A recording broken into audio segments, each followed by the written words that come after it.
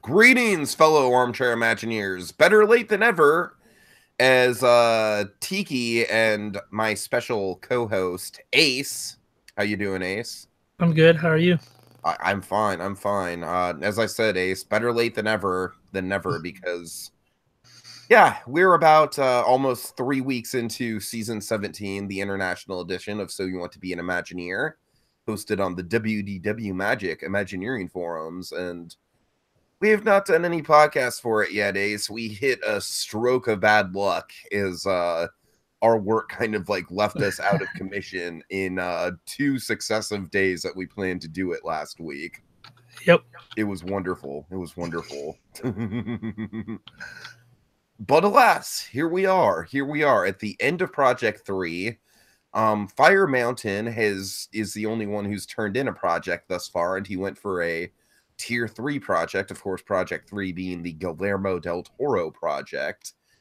And Ace, what are you thinking so far about the season? Of course, there's one big change that we have yet to announce, but with that change, Ace, before we announce that change, how do you feel about it, like, going forward? Are you do you think it's going to all work out? Because this season's definitely been a bumpy ride so far. It's definitely not going to go down as the most smooth and well-ran season of the game. I'm just going to call myself out on that right now. I think there's been some bumps throughout it, but we've seen some good projects so far. And I think with this change, we'll see a lot of more good projects. So I'm excited to see what comes from it. Okay, so with that, folks, I have one word for you. That word is 7. 17 seasons, 7 continents, 7 projects. That's right. For the first time, and So You Want to Be an Imagineer since the glory days, we're going back to a bare minimum number of projects, and that's only 7. And Ace, we've of course kind of seen our project roster stripped bare, but having said that, I feel like all the filler's been cut out. Like, we're Yes, left with only the best of the best. I'd agree. And so, with that in mind, I'm excited to announce that the format of the game going forward, Ace, after this podcast, you're going to go ahead and do an updated leaderboard where you're going to give 5 points to everyone who contributed in the team to each of the first 2 projects. You're going to kind of go back through the PMs and kind of determine who actually made contributions to each of those first 2 projects. And those people are going to get 5 points apiece for contributing, and that'll put them, a little bit ahead of the curve. But also, that means that you're going to have to, basically you get, you're going to get a total of over 100 points for competing in the, in each individual project. You can earn a total of up to 100 points via myself and Ace's scores. Or I'm sorry, a total of 80 points because the group work isn't involved there yet. Darn it, I'm stumbling. Anyways, Ace, yeah, so basically the way that the leaderboard is going to work is that we're going to basically add up everyone's scores, and the 10 points, what I'm trying to say, and I'm making it way more complicated than it should be, is that the 10 points that each person accumulates in the first 2 rounds, it's more of just kind of a bonus incentive. Like, really, the game kind of officially starts now with the Guillermo del Toro project. Like, really, that's kind of the kickoff point. And going forward, if you complete every project, you're going to have a significant advantage. And honestly, folks, I think that the project roster, it's brief, but like I said, it's very, very fine tuned.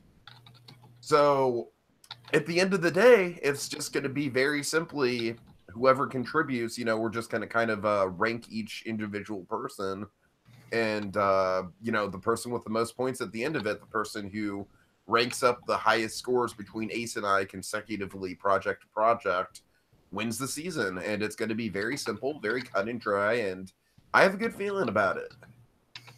Me too. I'm excited to see all these different projects.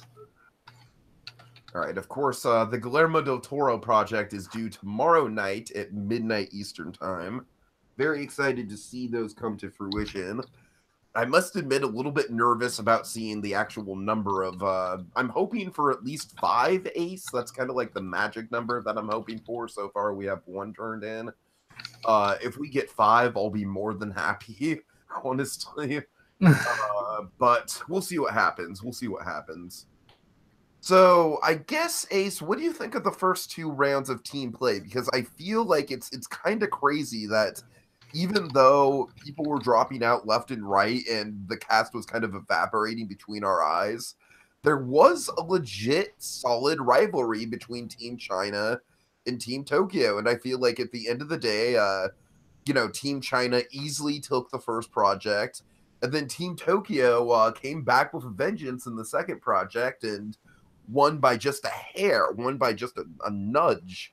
So I gotta say, even though it only lasted 2 rounds, and like I said, it was very, very turbulent with how many crazy things were going on in people's individual personal lives that made them unable to actually play and contribute. It's gonna go down, Ace. It's a memorable part of the season. I'm happy with how it played out just from a narrative point of view. And of course, I've talked about this before on podcasts, just kind of like the narrative appeal of each individual season. So far through the first 2 projects, like we do have that brief kind of like Team Tokyo, Team China rivalry. What do you think about that?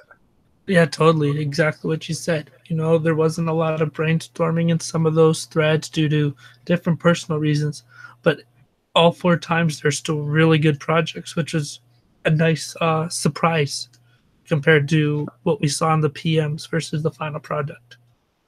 Yeah, definitely. Definitely. Okay, so let's go through these projects individually. Let's start with the Journey into Imagination project. This is probably the most underwhelming of the 4 that we saw. This was Team Tokyo's first effort. It was pretty disjointed, I have to say. There were some good elements to it. I like how they kind of use the modernized, younger version of Dreamfinder. But the thing about it is that I really felt like it was lacking in detail, Ace. That's one of the things that you and I very much agreed on in our review. Yep, I'd agree with that. I felt like it needed more. Mm-hmm. Of course, this project is Attack of the Clones, and the goal of the project was to basically clone an existing attraction over to your resort. Of course, the players were either Team Tokyo or Team China, so Team China had access to either Hong Kong Disneyland or Shanghai Disneyland. Team Tokyo had access to either Tokyo Disneyland or Tokyo Disney Sea. And they had to clone an attraction, but cloned it in a creative way. And Ace, I remember when I first introduced you to this project, you were very excited about the prospects of it. Yeah, this was one of my favorite projects when you showed me it. Mm-hmm. I thought there would be a lot of fun going on with that. So many different options, especially with those parks. There's a little bit more freedom per se on. They don't have the classics, so I thought there could be a lot of fun with those. Sure. And I got to admit, Ace, I think Journey into Imagination, I hate to say it, it's at this point, I feel like it's a bit played out in the armchair Imagineering community, especially around here. It's just one of those things, like every round we see at least one Journey into Imagination clone, and it's not that they did a bad job on it or anything. It's just that there was nothing in here that made me go, wow. Yeah, I agree. There were some good ideas in it, but I don't know. It just, like I said, it felt off. It was missing something. And of course, this team only got a couple pages into the brainstorming, so that was it was definitely a telltale sign right there. It was good to see that they actually turned something in, I got to admit, because things seem pretty bleak with the actual activity going on that team.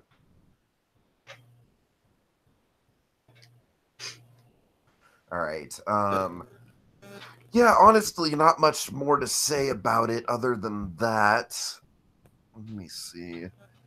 One of the things I like about it is that they did very much focus on the post show. which is an element of Journey into Imagination that, of course, God, Ace, you have no idea how much I want to go into that glass pyramid. Right?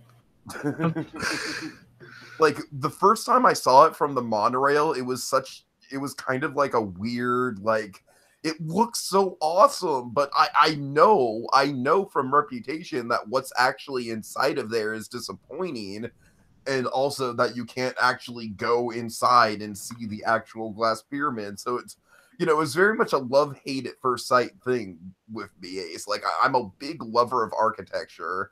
The structure itself is stunning.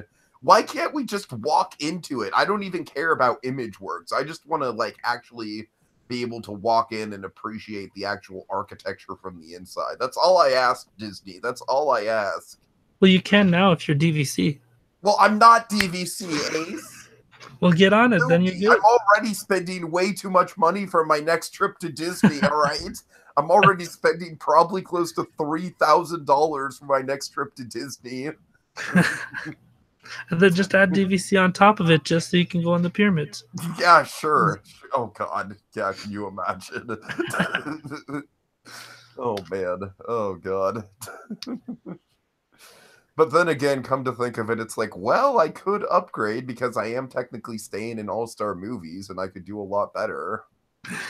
Yep. God. Oh boy. Anyways. All right. So I feel like we can move on from that. There's not really a ton to say. There's only a couple paragraphs long. Now, Ace, I was very, very happy to see Journey to the Center of the Earth, because this, I don't know about you, but this was one of the first things that kind of popped into my head as something that I hoped would be cloned. Yeah, when I saw that idea mentioned, I was excited to see how they'd execute it, because I didn't even think of doing something like that. So once they said it, I was like, oof, great idea. This is going to be a good project. Mm-hmm. And so from the get-go, I think they hit it out of the ballpark. This is another first project in a So You Want to Be an Imagineer season that really lived up to the potential and really nailed it home. The detail was very on point. I loved that, it basically set out to accomplish exactly what I was hoping for from the project itself, which was basically retelling the attraction, very much paying homage, very much doing pretty much the same thing in a lot of different areas, but plussing it and kind of mixing it up just enough to make it interesting and make it its own thing. Yeah, no, I think you nailed it there. I think it stayed true to its current version while still bringing new ideas and a fresh take to make it match its park versus just a straight clone. Sure. Yeah, I think it was very cleverly done. Of course, one of the big challenges with Journey to the Center of the Earth is the fact that Mount Prometheus in Tokyo Disney Sea, aka the most epic of all the epic Disney parks, is Mount Prometheus is massive. I mean, Mount Prometheus was like the massive Disney mountain before the days of, the crazy rock work of the Cadillac Range and Cars Land, or what we're eventually going to see when Galaxy's Edge opens, which my mind still can't even comprehend how big that thing is going to be. It's going to be unreal. I know. I'm just like, especially at Disneyland, like I know nothing. Like, I have no point of reference for the Hollywood Studios version, but Disneyland, it stretches all the way from Critter Country to Toontown. Like, how the hell do you do that in one land? All right. So yeah, but as I was saying, I think the forced perspective was a good idea. That being said, I honestly, I hate to say it, but I think they got a little bit cocky with their description of it. Like, oh, but with forced perspective, it's going to look even bigger. I'm like, guys, it's okay if it doesn't look quite as big as like Mount Prometheus. This isn't meant to be the park icon the same way Mount Prometheus is. Yeah, totally. But having said that, of course, forced perspective is the natural solution there. And also having it kind of like off to the side in sort of a corner of the park, as you can see, kind of off to the side of Main Street here in the map. Definitely a good location for it. And as I said, that's like one of the big important things that you have to nail down with Journey to the Center of the Earth, is scaling it down from the signature attraction of the park into something a little bit smaller, but still pretty grand at the same time. Yeah. All right.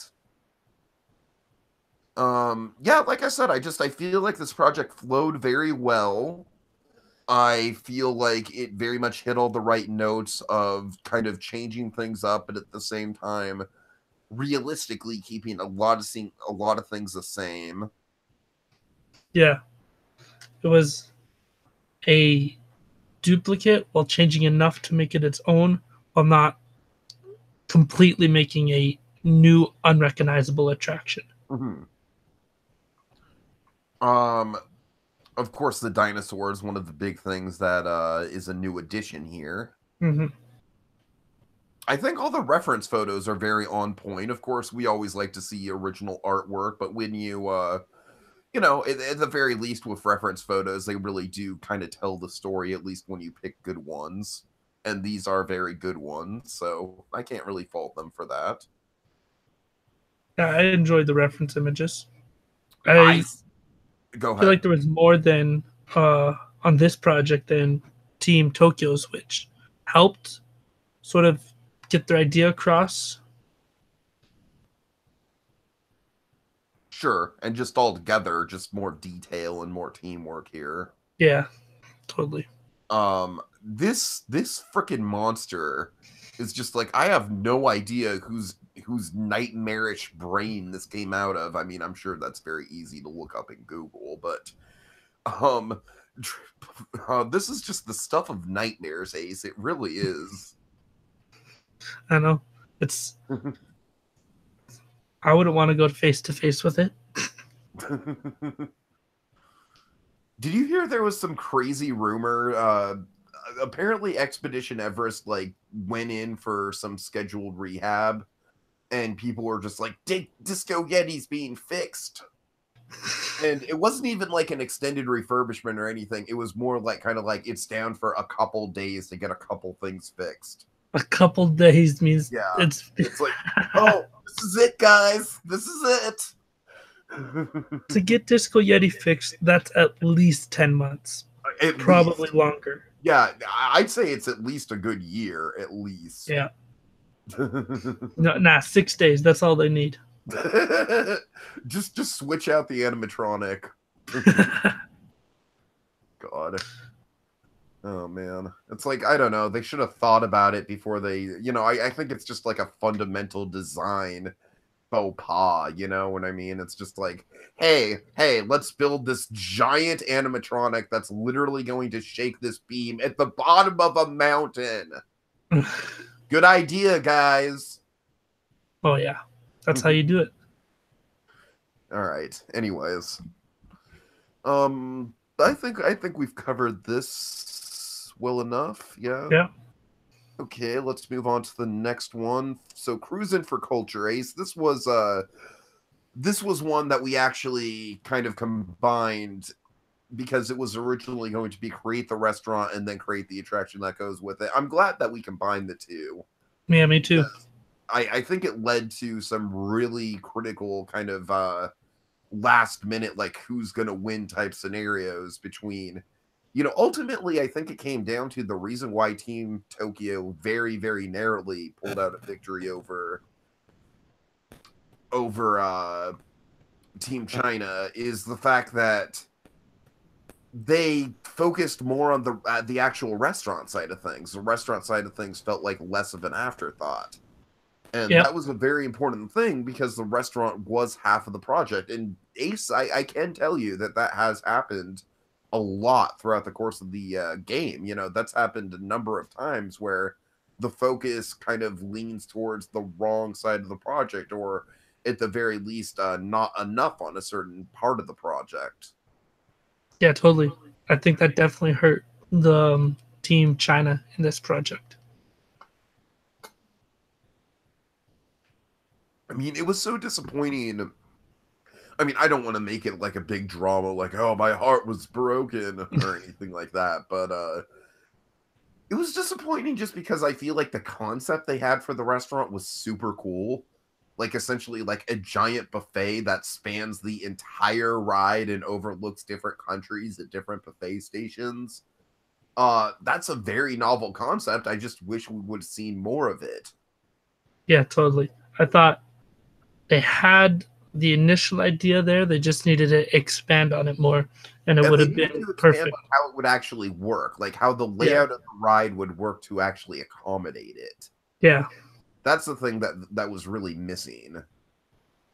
Because I feel like it's an idea that's definitely there. You just need to because the thing is, Small World at the heart of it is a huge show building. So I think one of the things they did do is they did a good job of kind of condensing the experience down. And of course, Ace, one of the funny things about this is Team China essentially got to do the first project twice. yep.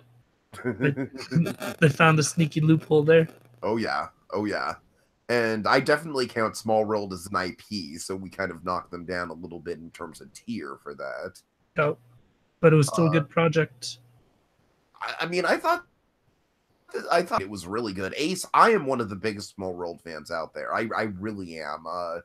To me, some of the best classic Disney attractions represent sort of stepping into an animated film in both style and tone and pacing. And that's why I love the Tiki Room so much, because the Tiki Room is essentially a silly symphony to me. It will always be a silly symphony. Just it happens to be a silly symphony that unfolds around you. Yeah, And It's a Small World is very much almost kind of like a Fantasia-esque sequence, or at least a Make Mine Music type sequence, where it's Mary Blair at the heart of it. You know what I mean? It's Mary Blair's passion project, and that's what I love about it. It's like you get in that boat, you float through that tunnel, and you just float into an artistic vision. yeah, totally. It's definitely, you see sort of a split on there. People either love it or they hate it. And I'm definitely on your side. It's one of my favorites. Yeah, I proudly fly my flag for Small World. Of course, Ace, I got to admit, seeing the Walt Disney World version was surreal. And I need to see it a couple more times to determine. Like, obviously, I think the facade for Disneyland is way better, Oh, easily. but I think there's pros and cons to both when it comes to the actual ride, and I really need to experience it at least 2 or 3 more times on my next trip to really make a call on that either way. All Fair. right. It's definitely, I see what you mean. There's definitely pros and cons of each, but I'd still prefer Disneyland over Disney World. It's weird because I feel like Disney World is a more intimate experience, which in a way makes it a little bit more unsettling. Like, I feel like Disney World's version is more to the point of where people are turned off by it than Disneyland's version is. Yep. Like, Disneyland's version is a little bit more pure, Yeah. I see whereas what like you mean. Disney World's from top to bottom is a little bit more like kind of like the nightmarish version of what you would expect from Small World. All right. Anyways, point being. So one of the things I like about this project is the way that they incorporated uh the Polynesia scene right at the very beginning. It has a really interesting pace to it. It's not afraid to kind of shake up the structure. Yeah, it was definitely an interesting first scene. Uh, I don't know if I would have gone that same route had I done it. So I thought that was a nice, fresh take on it, almost. Mm. You know, I once did a Small World refurb that had 3D glasses involved. Nice. Anyways, yeah, I really like the fact that they kind of twist things up throughout the order. It's like they abbreviate the experience to a certain extent. Essentially, what they do is they make the show scenes themselves bigger, but they have fewer show scenes. And I think that's a really good compromise on a lot of levels. Yeah. And of course, we get Compass, which is always nice to see an original theme park character. Yeah, I was very surprised by that. I thought that was awesome. Mm-hmm. Um, and of course, Ace, probably my favorite element is this right here. Mm-hmm.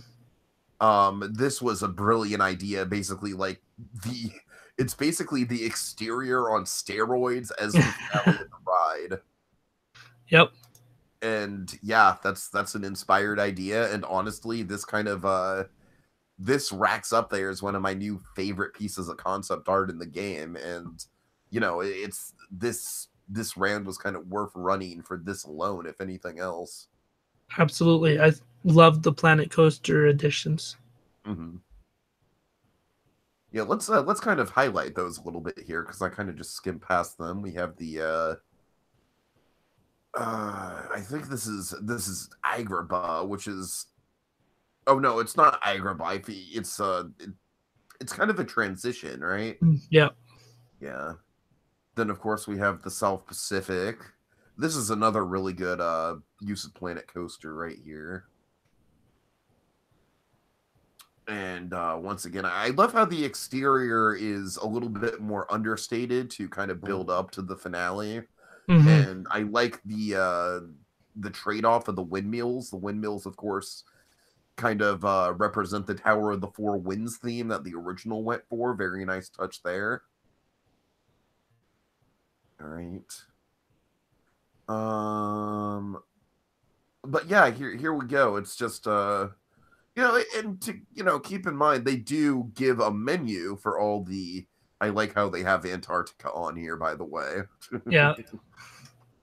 They do give a menu, which is it's good and it covers everything. Like I said, the one thing that's missing here is the fact that we really need to see how the layout of the restaurant works. That's something that really needed to time really needed to be put into that. It's really unfortunate that it wasn't because I feel like it's great potential and it's a good menu. It really is a good menu. It's just kind of like thrown out because because we focus a little bit too heavily on the attraction itself. So overall, like I said, the only reason why this project doesn't shine as much as it could is the fact that technically the restaurant side of things should have been a really, if not a 50-50 split, at the very least, like a 75-25 split. I understand wanting to do more emphasis on the attraction. I totally get that. It's definitely the dessert part of the project. But you got to eat your vegetables sometimes. Nice reference. Yep. All right. Let's see. Hold on. I'm getting kind of a feedback. This was happening on the debate, and I'm not sure if it's on your side or my side. Do you remember when that was happening? The buzzing. Yeah. Let's see. I think it's gone now. It's just it was happening for a second. Yeah. Yeah, I think it's fine now. Anyways. Okay, so let's move on to the last project we'll be covering tonight, and that would be oops, hold on. Oops. To quote a Freakazoid episode that we covered, not important. Um, do you watch Freakazoid by any chance, Ace? No, I don't. You know of Freakazoid? Yes. Okay, so Dragon and I covered a Christmas episode of Freakazoid for Christmas in July last night, as you might have seen on our stream. Yes. And there's a ridiculous villain. I'm sorry, I just have to get this out there because it's just like I love it so much. I've been quoting it all day. There's this ridiculous villain named Arms Akimbo. And Arms Akimbo is an old school, like, Al Capone style gangster, like, kind of a 1930s, like, yeah, she, like kind of that sort of like mobster character. But the gimmick with Arms Akimbo is that he is a young boy. His parents forced him into a modeling career, and he had his arms frozen into the akimbo pose, which is basically kind of like the the pointed elbows at the hips kind of pose. Nice. And So he's a gangster that walks around all intimidating, but he's got his arms frozen in the akimbo pose. But he wears it, man. I swear to God, that's the great thing about it is he earns it. He owns it. Nice. And he has this gimmick that I think I'm going to start quoting, where basically it's the most streamlined version of a mobster that I've ever seen, the most streamlined and kid appropriate version of a mobster that I've ever seen, where he'll just walk into a place of business and he'll do something minorly inconvenient, right? Like he'll knock over I don't know, like a thing of pencils or something like that, and he'll just be like, oops, it's time to collect on your oops insurance. It's like, yeah, that is the most streamlined version of a gangster I've ever seen. Anyway, we're getting way off track here. Okay. So the Legend of Harold Fairhair at Tokyo Disney Sea. Ace, I got to admit, I'm kind of counting on you to sort of carry the weight on this one because I think you liked it a little bit more than me. The problem I had with it is that it was a little bit non-committal. Like, I feel like, how do I put this? I feel like Team China owned the fact that they were doing a clone. You know what I mean? It's like, yeah, it's Small World. What are you going to do? You know? But here's the thing. I feel like this was a bit like, yeah, it's technically a new attraction, but at the end of the day, it's very, very similar to Maelstrom. Oh, absolutely. And I think we that's kind both of, said it in our reviews, even that it was very Maelstrom-esque. and that's the dilemma I'm having here, because I honestly feel like it would be better if they branded it as Maelstrom 2.0 and kind of took the hit on the tier system. Fair. That would have been another sneaky way to do Project One a second time for them. I don't know. I guess to me this just didn't pop. Maybe it's just because of the fact that I have never been on Maelstrom. I've done the Frozen ride and I wasn't impressed by it. I hate to say that. Like, Man-Eating Wreath, you have no idea. Man-Eating Wreath is heartbroken by the fact that I don't like the Frozen ride. He's heartbroken by it, Ace. I'm like, I don't know what to tell you. I like Three Caballeros more than I like Frozen. I'm sorry. Like, some people's tastes are just different. I really don't know what to tell you. Like, I legitimately have enjoyed the Fiesta tour a lot more. Yep. What do you want me to do? It fits in better with Epcot. It's a little bit more immersive, in my opinion. I mean, Frozen's nice, but it's just too artificial for my taste. Fair enough. So suffice to say, I just think I don't have too much fondness for Maelstrom. I wish I would have gotten to experience Maelstrom. It seems like an interesting ride. Of course, I've experienced the track of Maelstrom, but that's, it's kind of a different story. Yeah.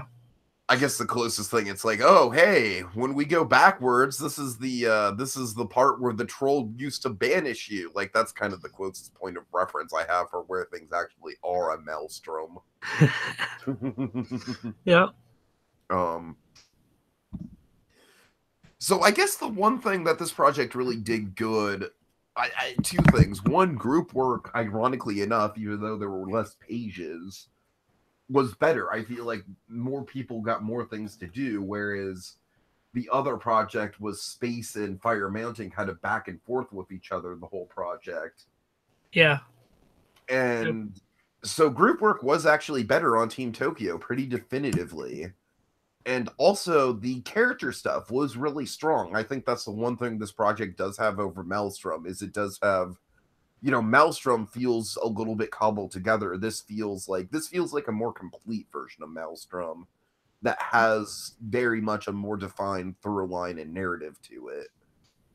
Yeah, absolutely. It was Maelstrom 2.0, but done right. Mm-hmm. Right. It had its original character, had the dialogue, the story, had all of it going for it. All right. Ace, I feel like that's about it. All right. I'm really excited by the Guillermo del Toro project. Again, I hate to say it, a little bit nervous about how many people are actually going to submit for that. Like I said, the magic number for me is 5. I'm crossing my fingers for 5 total submissions. If we get 5, we're freaking golden, in my opinion. But Yeah, totally. um yeah, and then going forward, I guess to tease Project 4 a little bit, Project 4 is going to be the most open-ended project in the season, and it's also going to be the project that most broadly represents the international theme of the season. Yep. I'm very excited for it. Mm-hmm. All right, Ace, any parting words? No, I think we had a good podcast. I'm excited to see this new change around 7. So I think these last 4 projects after tomorrow will be a lot of fun. I think we have interesting projects for sure, or challenges. So I can't wait to see what people come up with around those. Mm-hmm. All right, folks, thanks so much for watching. Thanks so much for listening, and have a good night, everyone. Oops.